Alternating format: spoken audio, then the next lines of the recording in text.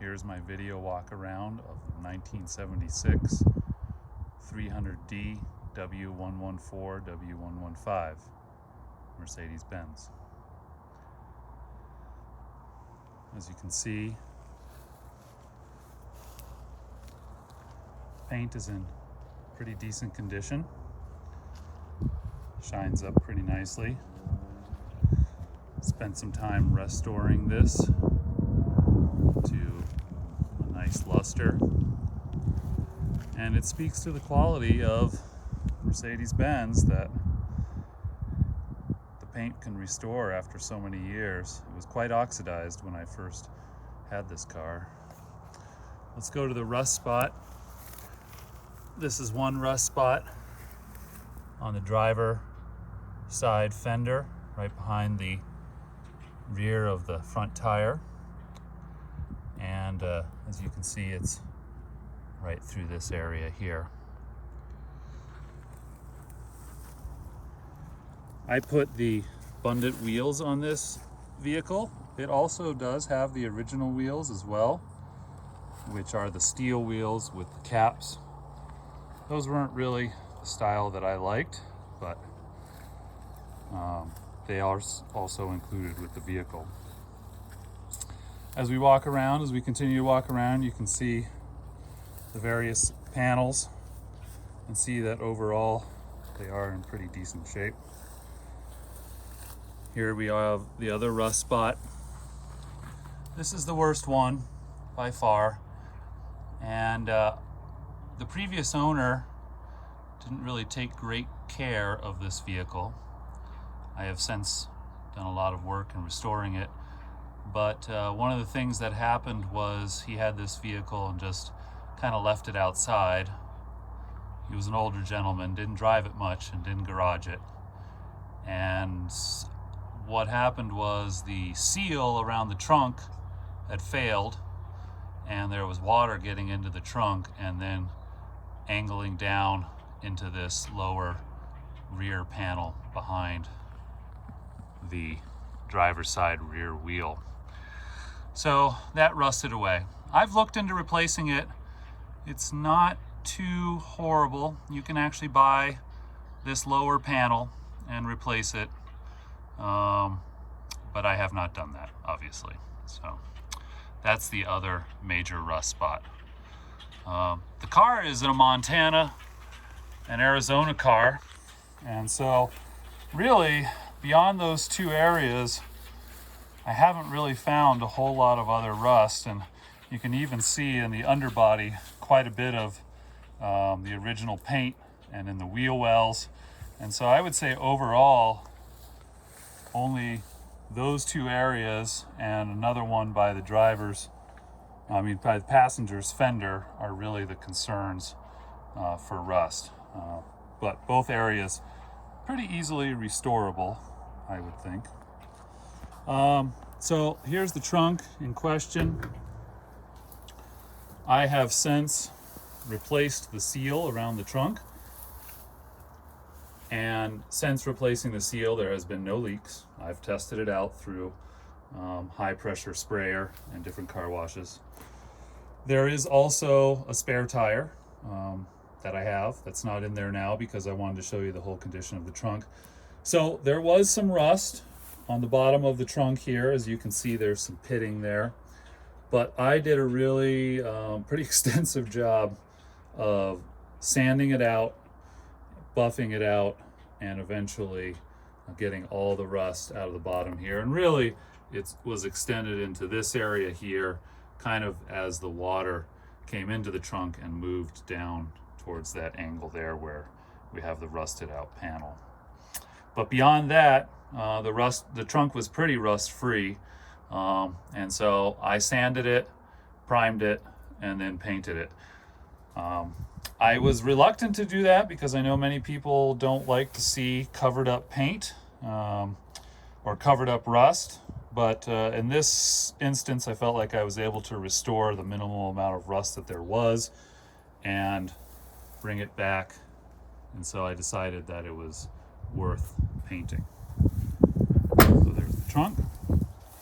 Go around to the the driver's or the passenger side panel. Here, that panel is in good shape. There's a couple of marks, road marks, but no rust on that side. And then you can see there's a couple of dings right here. But when you go into the fender or under the wheel well here, it really looks very clean. And there's a little bit of surface rust there, but no rotting like we see on the other side. The bundle wheels I bought new, and they are in excellent shape. And also the tires are new too. So some nice Coopers that are in really, they're new, probably less than 100 miles on them. All right, so come around this side, the passenger side. Let's see the panels here. And then we'll go to the area we've got some bubbling right here. And that's the other rust spot. So we've got kind of 3 rust spots in this vehicle. And you can see that one is inside the surface there. Fender, underneath the fender, pretty clean in there. This is not rust. That's just some areas where the paint is a little funny.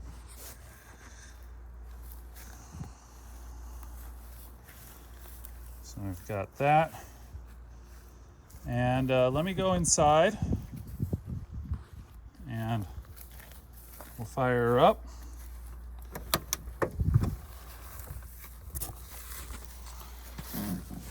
So you can see inside, I've had the instrument gauge redone. Currently, the speedometer does not work though, but all the other gauges work. The speedometer cable is frozen. I have another one that needs to be replaced in there, but for now it's frozen. You can see the inside.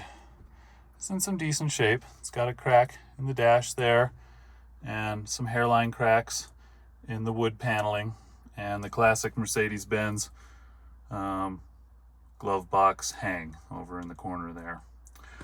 I've restuffed the seats with the original horsehair stuffing. I opted not to get new upholstery because I wanted to leave it as original as possible, but I did restuff the seats with new upholstery, with new cushions. So you can see that there are a little bit of grass there, but there are some marks or a little tiny tears in some of the upholstery here. Carpets are in pretty clean condition, and overall decent. They're probably not the best in the world, certainly not pristine, but not bad either. And I have all the windows besides this window here works. And I've gone into each window inside the door panel and lubed and greased all of the fittings. And so that is also a really nice thing too, because as you know, in these older vehicles, those parts, if they're not lubed, the electric windows really become a pain. So here in the back, we've got a few stains on the seat cushions and a few tears. And then we've got this area here, which I haven't tackled at all, but the hat rest area definitely needs something. Probably some new carpeting. I'm not sure what happened back there. It looks almost like it got scorched by the sun. I've peeled some of it away just to get back in there, but the reason I haven't tackled this is because I think that I would probably go with speakers underneath the hat bench, the hat rest. And so I'd probably tear these speakers out and put new speakers in underneath and then reupholster that back. And then also the headliner, you can see here, it's coming out of a corner there. and it's coming out of this corner here and hanging down, it's not the end of the world, but definitely from a restoration standpoint, this vehicle would really stand from a new, would benefit from a new headliner if you're going that route. If you're not, it could be perfectly fine. All right, let's go and start this vehicle up. So I've been working a lot on the mechanics in here, and just finished balancing and putting in new injectors, and those have been great.